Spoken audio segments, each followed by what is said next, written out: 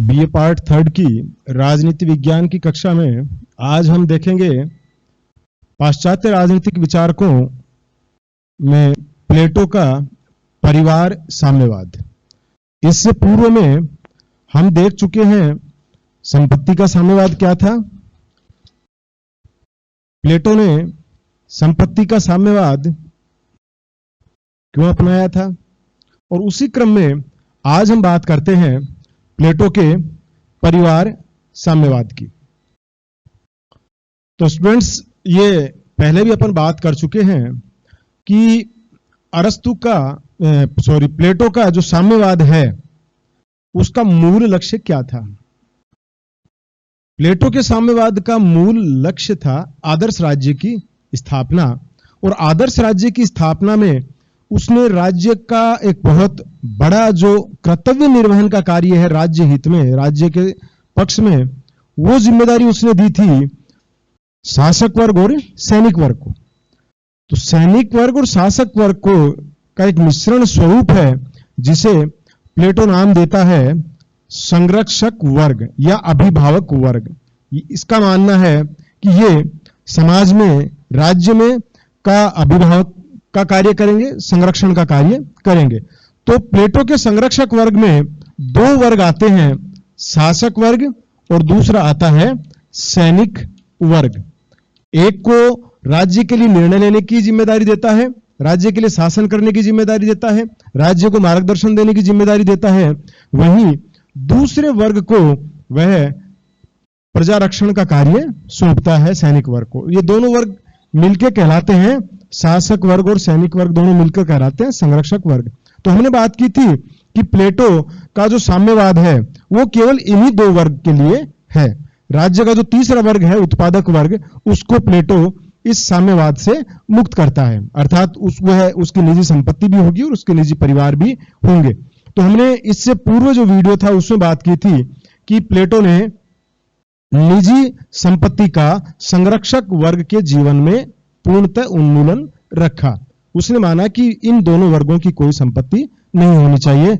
और साम्यवाद का दूसरा जो सोपान हम देखते हैं वो है परिवार का साम्यवाद। प्लेटो कहता है कि जिस प्रकार संरक्षक वर्ग की संपत्ति नहीं होगी, निजी संपत्ति नहीं होगी, उसी प्रकार से संरक्षक वर्ग का निजी परिवार भी नहीं होगा। क्योंकि प्लेटो ये मानता है कि यदि हमने निजी संपत्ति की अवधारणा संरक्षक वर्ग के जीवन से हटा दी और परिवार की अवधारणा यदि रखी कि व्यक्ति का निजी परिवार हो सकता है संरक्षक वर्ग का, शासक वर्ग का, तो ये कह रहा है कि फिर निजी संपत्ति की जो उन्मूलन की बात हम कर रहे थे संरक्षक वर्ग के जीवन से, वो भी संभव नहीं हो पाएगी। क्योंकि प्लेटो का यह मानना है कि जैसे ही व्यक्ति के जीवन में उसके जीवन में परिवार आता है, वो अपने परिवार के स्वाभाविक एक प्रवृत्ति है उसकी कि वो अपने परिवार के लिए सुखों की व्यवस्था करेगा। और जब अपने परिवार के सुख की बात सोचने लगेगा तो स्वाभाविक रूप से उसमें राज्य हित की बजाय निजी हित जो उसके आकर्षणों से उत्पन्न होंगे। और ये कहता है कि उस स्थिति में जब निजी हित उसके जागृत हो जाएंगे तो अपने परिवार को अधिक सुविधाएं उपलब्ध कराने के लिए उसमें निजी संपत्ति अपने आप प्राप्त करने की प्रवृत्ति जागृत हो जाएगी, अर्थात उसमें संग्रह वृत्ति का आना स्वाभाविक है। ये मान के चलता है कि संग्रह प्रवृत्ति परिवार होते ही व्यक्ति में आएगी, क्योंकि संतान के प्रति एक ऐसा असीम लगाव उसके में होता है कि व्यक्ति हमेशा चाहता है कि उसका परिवार उसके जाने के बाद भी सुख भोगता रहे। परिवार के प्रति इतना अधिक प्रेम होता है कि व्यक्ति राज्य के हितों को भी एक तरफ कर देगा। यह प्लेटो का मानना था। इसलिए उसने माना कि केवल निजी संपत्ति को ही व्यक्ति के जीवन से हटाना, संरक्षक वर्ग के जीवन से हटाना पर्याप्त नहीं है। यदि निजी संपत्ति को हटाने के साथ व्यक्ति के जीवन में परिवार को हमने रख दिया तो ऐसी स्थिति में निजी संपत्ति का साम्यवाद भी, इसका यह मानना था कि उस पर भी प्रश्न चिन्ह खड़ा होगा, वो भी ढंग से लागू नहीं हो पाएगा। अतः देखिए, साम्यवाद का जो मूल उद्देश्य हमने, ये आप इसको एक लाइन में ध्यान में रखिए कि प्लेटो के साम्यवाद का मूल उद्देश्य संरक्षक वर्ग को नैतिक पतन से बचाने के लिए की गई भौतिक व्यवस्थाएं हैं। यह आप एक लाइन में इसको क्लियर करिए। भौतिक व्यवस्थाएं मतलब निजी संपत्ति और परिवार, ये व्यक्ति के जीवन में भौतिकताओं को बढ़ावा देने वाली है। और ये कहता है कि ये जो भौतिक व्यवस्थाएं जो जीवन में है, निजी संपत्ति और परिवार, ये दोनों ही भौतिक व्यवस्थाएं यदि व्यक्ति के जीवन में रहेगी तो उस स्थिति में उसके नैतिक पतन की संभावनाएं बढ़ती जाएगी। प्लेटो ये मानता है कि व्यक्ति के जीवन में या व्यक्ति की नैतिकताओं पे, व्यक्ति की कार्य क्षमता पर उसका भौतिक वातावरण का बहुत ज्यादा प्रभाव पड़ता है। और इसीलिए उसका ये मानना था कि जिस शिक्षा के माध्यम से हम व्यक्ति को इतना ज्ञान दे रहे हैं, जिस शिक्षा के माध्यम से व्यक्ति को इतना विवेकवान बनाया जा रहा है, जिस शिक्षा के माध्यम से आदर्श राज्य के लिए व्यक्ति को तैयार किया जा रहा है, यदि उसके वातावरण को जिंदगी भर वैसा नहीं रखा गया, वातावरण का प्रभाव यदि ऐसा रखा गया जिसमें मोह माया उत्पन्न होने की संभावनाएं बनी रहेंगी, तो निश्चित रूप से यह मानता है कि व्यक्ति का नैतिक पतन हो सकता है और वो सारी शिक्षा दीक्षा सब बेकार हो जाएगी। प्लेटो का केवल इसीलिए उसने माना है कि जिंदगी भर उसका वातावरण भी त्याग का वातावरण बना रहे, समर्पण का वातावरण बना रहे, कर्तव्य भावनाओं से युक्त वातावरण बना रहे। और इसके लिए उसने माना कि व्यक्ति के जीवन से निजी संपत्ति का उन्मूलन करना होगा और व्यक्ति के जीवन से परिवार जैसी जो व्यवस्था है जिससे मोह माया आकर्षण उत्पन्न होते हैं, व्यक्ति में संचय प्रवृत्ति जागृत होती है, वो सारी व्यवस्थाएं भी हटानी पड़ेंगी। तो यहां से एक लाइन में कहा जाता है, आकर्षणों से मुक्त कर्तव्य युक्त, ये जो भावना है आकर्षणों से मुक्त कर्तव्य युक्त, ये दार्शनिक राजा को बनाना, ये प्लेटो का मूल उद्देश्य इस साम्यवाद का था। तो परिवार के साम्यवाद में एक तरीके से उसने माना कि जब व्यक्ति स्त्रियों के मोह से मुक्त होगा और अपनी संतान के मोह से मुक्त होगा तो यह समस्त ऊर्जा वो राज्य के लालन पालन में, राज्य के उचित मार्गदर्शन में और राज्य के विकास में लगाएगा। तो इस दृष्टि से उसने परिवार का साम्यवाद भी अपनाया। तो हम ये देखते हैं कि परिवार का जो साम्यवाद है उस योजना में हम सबसे पहले जाने कि उसकी योजना किस प्रकार से उसने परिवार के साम्यवाद की योजना बनाई, कि परिवार के साम्यवाद में क्या चीज होगी और क्या चीज नहीं होगी। तो इसको देखने के लिए हम देखें कुछ बिंदुओं के अंतर्गत हम बात करें तो प्लेटो के साम्यवाद में जो परिवार का साम्यवाद है, या इसे हम पत्नियों का साम्यवाद भी कह सकते हैं, मतलब दोनों इसके नाम आपको पढ़ने के लिए मिलेंगे, पत्नियों का साम्यवाद या परिवार का साम्यवाद। इसका मूल जो भाव है वो ये है कि संरक्षक वर्ग का कोई परिवार नहीं होगा। अर्थात परिवार का मतलब है कि उसका न कोई उसकी पत्नी होगी और ना ही उसकी अपनी स्थायी संतान होगी। यहां यह चीज हमें ध्यान में रखना है, क्योंकि आगे चल के हम स्थायी और अस्थायी दो भाव ऐसे आएंगे, क्योंकि प्लेटो आगे अपन देखेंगे कि संतानोत्पत्ति के लिए महिला पुरुषों का जो शारीरिक संसर्ग है उसको अनुमति देता है, लेकिन उनको स्थायी विवाह के माध्यम से अनुमति नहीं देता है। तो ये हम आगे देखेंगे, लेकिन पहला इसका आपको ध्यान में रखना है कि परिवार के साम्यवाद का जो मूल अवधारणा है वो यह है कि संरक्षक वर्ग जिसमें शासक और सैनिक वर्ग है उनका अपना कोई परिवार नहीं होगा, अर्थात उनकी कोई पत्नी नहीं होगी, ना ही उनकी कोई स्थायी रूप से संतानें होंगी। ये उसका साम्यवाद, परिवार का साम्यवाद है। एक तो इसमें यह व्यवस्था उसने की है। अब बात आती है कि यदि विवाह जैसी व्यवस्थाएं नहीं होंगी तो राज्य आगे बढ़ेगा कैसे। तो प्लेटो दो तरीके से यहां दो चीजों के लिए मानता है कि नंबर एक कि संतानें यदि नहीं होंगी, परिवार नहीं होंगे, संतानें नहीं होंगी तो राज्य आगे कैसे बढ़ेगा, राज्य का डेवलपमेंट कैसे होगा, राज्य की जनसंख्या और आगे कैसे चल पाएगी। और दूसरा उसका मानना है कि परिवार का जो कंसेप्ट है, एक मनुष्य की जो मूल प्रवृत्ति है, कुछ उसकी शारीरिक आवश्यकताएं होती हैं, वो मूल प्रवृत्तियां भी उसका मानना है कि व्यक्ति को विचलित कर सकती है। तो प्लेटो दोनों ही चीजें वो मानता है कि शारीरिक उसकी जो सुख भोग की आवश्यकता है वो भी पूरी हो जाए और समाज में संतान भी, लोगों को संतान के रूप में जनसंख्या भी मिल जाए। इसके लिए प्लेटो जो द्वितीय व्यवस्था करता है परिवार के साम्यवाद में, उसका ये मानना है कि समाज में श्रेष्ठ संतान उत्पन्न हो, इसके लिए वो चाहता है कि जो श्रेष्ठ नर या पुरुष हैं तथा श्रेष्ठ महिलाएं हैं, वो अस्थायी एक शारीरिक संपर्क में आएंगे और उन शारीरिक संपर्कों से उसका मानना है कि श्रेष्ठ नस्ल की संतानें उत्पन्न होंगी। ये प्लेटो एक तरीके से अस्थायी विवाह जिसकी जो अपन बात है, लेकिन ये कंप्लीट केवल संतान उत्पत्ति तक ही ये संबंध रहेगा और उसके बाद में इनका आपस में कोई संपर्क नहीं रहेगा। तो ये प्लेटो मानता है, और ये भी प्लेटो मानता है कि ये शारीरिक संपर्क भी मन मर्जी से नहीं होगा। ऐसे उत्सव आयोजित किए जाएंगे, ऐसे समारोह आयोजित किए जाएंगे और इन समारोह उत्सवों के समय विशेष रूप से संतानोत्पत्ति जैसे ये पवित्र कार्य हैं वो किए जाएंगे। तो ये उसका मानना है कि कुछ समय के बाद में जो भी लोग संतानोत्पत्ति से जुड़े लोग हैं वो अपना वापस शासन का कार्य संभालना शुरू कर देंगे। तो ये संतानें उनके निजी कार्यों के लिए नहीं होगी, ये संतानें उनके निजी हितों की पूर्ति के लिए नहीं होगी, उनके आकर्षण का नहीं बनेगी, बल्कि एक तरीके से कह सकते हैं कि ये संतानें राष्ट्र की संतानें होंगी, राज्य की संतानें होंगी। ये संतानें जब उत्पन्न होंगी, उत्पन्न होने के साथ ही इन्हें राज्य अपने संरक्षण में ले लेगा। जिस स्त्री से उत्पन्न होगी उसके तुरंत बाद में राज्य उन्हें अपने संरक्षण में ले लेगा। वहां ये मानता है कि सार्वजनिक पालना गृह होंगे जहां परिचारिकाएं वगैरह होंगी, और वो उन सार्वजनिक पालना गृहों में वहीं से जन्म से ही बच्चे की शिक्षा का कार्य शुरू हो जाएगा।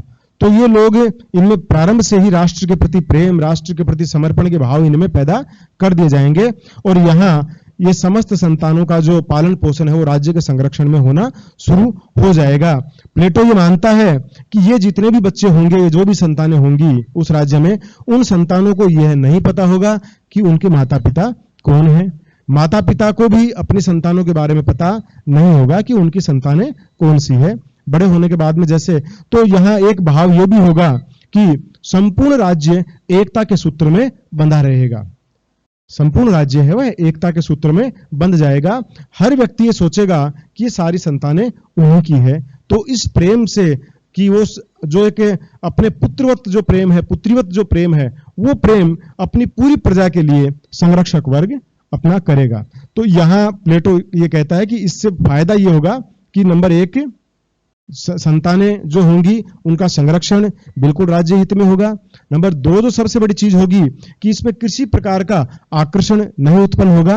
और तीसरा ये है कि जो संतानें होंगी वो चूंकि श्रेष्ठ पुरुष और श्रेष्ठ महिलाओं के संसर्ग से उत्पन्न होंगी, तो ये कह रहा है कि केवल जो श्रेष्ठ संतान है वही उत्पन्न होगी। तो यहां प्लेटो परिवार के साम्यवाद से कई प्रकार के लाभ बताता है, लेकिन मुख्य लाभ उसका यही है कि परिवार का साम्यवाद होने से जो निजी परिवार के प्रति आकर्षण होता है और उसके प्रति व्यक्ति में जो प्रेम होता है, तेरे मेरे की जो भावना उत्पन्न होती है, उन सारी भावनाओं से उनका नकारात्मक जो प्रभाव है वो राज्य पे नहीं पड़ेगा यदि परिवार का साम्यवाद होगा। और परिवार के साम्यवाद की जैसा प्लेटो बताता है वैसी व्यवस्था होगी।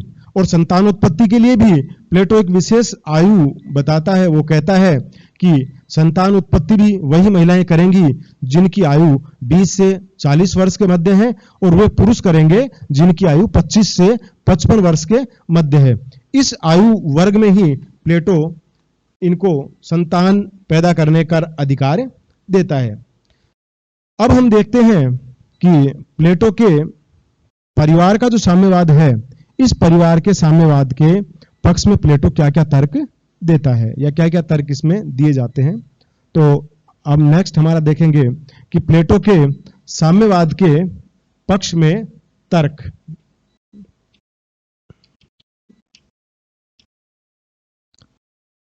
ये बड़ा प्रश्न आता है और इसमें आपको अलग अलग दोनों बताने पड़ेंगे। यदि कंबाइंड आप करें इसको 7-8 पेज में, तो उसका अपन एक अलग रूपरेखा आपको तैयार करेंगे जब अपना कंप्लीट ये प्रश्न हो जाएगा। बाकी आपको ये भी बताना है निजी साम्यवाद क्या होता है। इसको हम दो तरीके से कर सकते हैं, या तो हम निजी संपत्ति साम्यवाद और परिवार साम्यवाद को अलग अलग करके फिर इनकी आलोचनाएं अलग अलग कर सकते हैं, या फिर वर्णन दोनों का आप एक साथ कर दीजिए कि निजी संपत्ति का साम्यवाद क्या है, परिवार का साम्यवाद क्या है, और फिर जब आलोचनाएं जब इनकी करें तो दोनों की मिला के कर दीजिए। तो हमने दूसरा तरीका इस्तेमाल किया है, हम दोनों की आलोचना एक साथ करेंगे। अभी हमने पहले निजी संपत्ति का साम्यवाद देखा था और अब हम परिवार का साम्यवाद देख रहे हैं।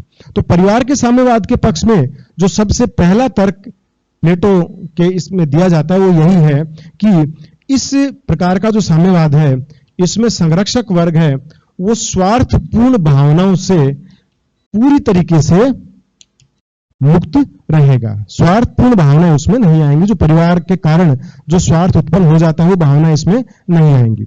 नंबर 2 है ये है, यदि दूसरा इसके पक्ष में तर्क देखें तो सार्वजनिक जो हित है, सार्वजनिक जो कर्तव्य हैं, शासक और संरक्षक वर्ग का ध्यान परिवार में न जाकर अपने सार्वजनिक कर्तव्यों के प्रति ही बना रहेगा। अन्यथा हम देखते हैं कि अधिकांश व्यक्ति अपने पारिवारिक चिंताओं में, पारिवारिक समस्याओं से जूझते रहते हैं और उसका नेगेटिव इफेक्ट राज्य के कार्य पर पड़ता है, कर्तव्यों पर पड़ता है। तीसरी जो इसमें इसके पक्ष में तर्क दिया जाता है वो दिया जाता है राज्य की एकता इससे बनी रहेगी। जब सभी प्रजा संतान के समान लगेगी, तेरे मेरे की भाव नहीं होंगे, निजी प्रतिस्पर्धाएं समाप्त हो जाएंगी, तो निश्चित रूप से व्यक्ति, पूरा राज्य वो एकता के सूत्र में बंधा रहेगा। क्योंकि हम देखते हैं कि संतान के मोह में, अपने जो बेटे बेटी हैं इनके मोह में लोग राज्यों तक को दांव पे लगाते हैं। यदि हम भारत का एग्जाम्पल लें तो महाभारत में युधिष्ठिर, जो महाभारत में धृतराष्ट्र का प्रेम आज भी, जिसको हम अंधा प्रेम कहते हैं दुर्योधन के प्रति, तो दुर्योधन के प्रति जो एक अंध पुत्र प्रेम रहा, हम देखते हैं कि कहां उस पुत्र प्रेम ने पूरे राज्य को संकट में डाल दिया। पांडव कौरवों की लड़ाइयां हुई, हजारों लाखों लोग उसमें मारे गए। तो ये एक सारा जो खेल चला उसमें पूरे राज्य के जो एक तरीके से कह सकते हैं कि पूरा राज्य दांव पर लग गया।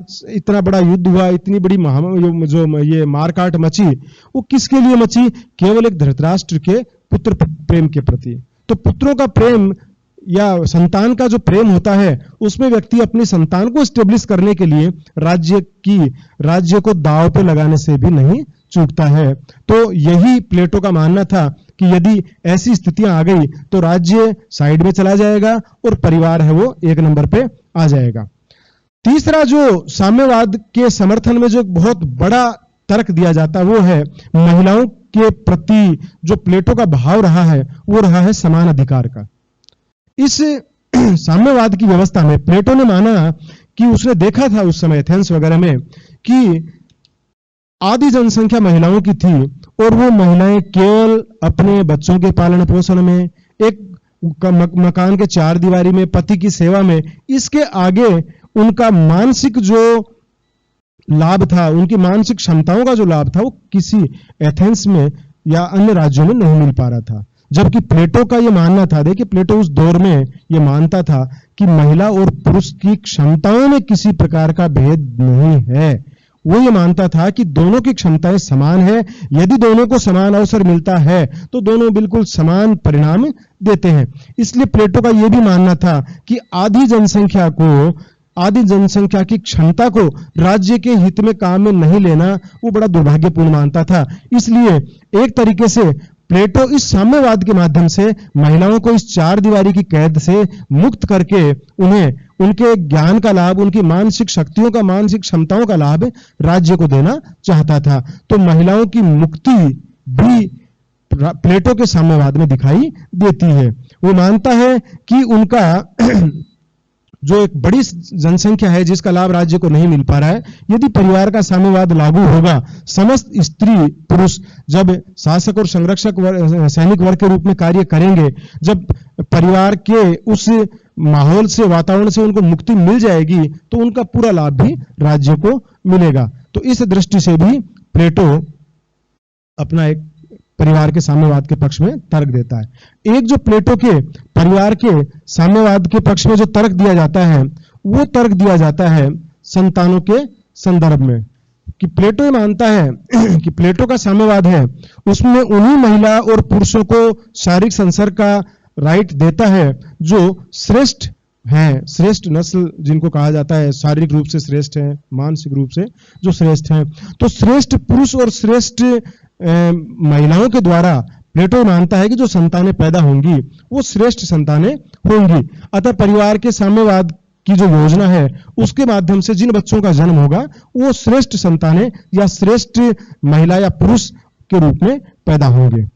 और एक बड़ी चीज यहां ये भी है, प्लेटो का ये मानना है, ये भी एक उसके पक्ष में तर्क देता है कि परिवार को लेकर जो तनाव होते हैं, परिवार को लेकर जो आकर्षण होते हैं, परिवार को लेकर जो प्रेम होता है, या बहुत सी यदि इसको नकारात्मक चीजें मान लीजिए कि परिवार को लेकर कई बार जो समस्याएं सामने आती है, तो ये कह रहा है कि शासक और सैनिक वर्ग यदि परिवार की चिंताओं में उलझे रहेंगे तो उसका नकारात्मक प्रभाव राज्य के हितों पर पड़ेगा। तो इस दृष्टि से इसके पक्ष में एक ये भी तर्क देता है कि जब संतान के लालन पालन और उनके विकास से के चिंतन से शासक और सैनिक वर्ग मुक्त रहेगा तो वो अपना सारा ध्यान अपने राज्य के लिए श्रेष्ठ चिंतन करेगा, राज्य के लिए श्रेष्ठ कार्य करेगा और अपने कर्तव्य को आप ये देखिए कि उसके कर्तव्य है, जो राज्य के प्रति जो कर्तव्य है उन्हीं में वो रात दिन उलझा रहेगा और राज्य निश्चित रूप से विकास की ऊंचाइयों को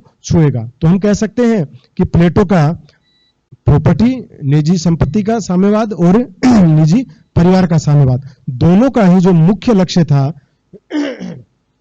वह मुख्य लक्ष्य राज्य में दोनों वर्ग जो है शासक और सैनिक वर्ग वो अपने कर्तव्यों का निर्वहन ईमानदारी से करें, इसके लिए था और उनमें आकर्षण और स्वार्थ मोह माया इनसे वो मुक्त रह सके, इसके लिए उसने साम्यवाद की व्यवस्था की। अंतिम जो प्लेटो के साम्यवाद का जो नेक्स्ट है कि प्लेटो के साम्यवाद की जो आलोचनाएं हैं, आलोचकों ने इसे स्वीकार नहीं किया, इसकी बहुत कमियां निकालते हैं कई। ये पूरी तरीके से प्लेटो ने अपने एक आइडियल स्टेट के लिए तो सारी चीजें बता दी है, लेकिन इसके अलावा इसमें बहुत सी कमियां रही हैं। उसके लिए हम प्लेटो के साम्यवाद का अंतिम वीडियो है वो नेक्स्ट कल देखेंगे कि प्लेटो के साम्यवाद की आलोचना किन आधार पर की जाती है।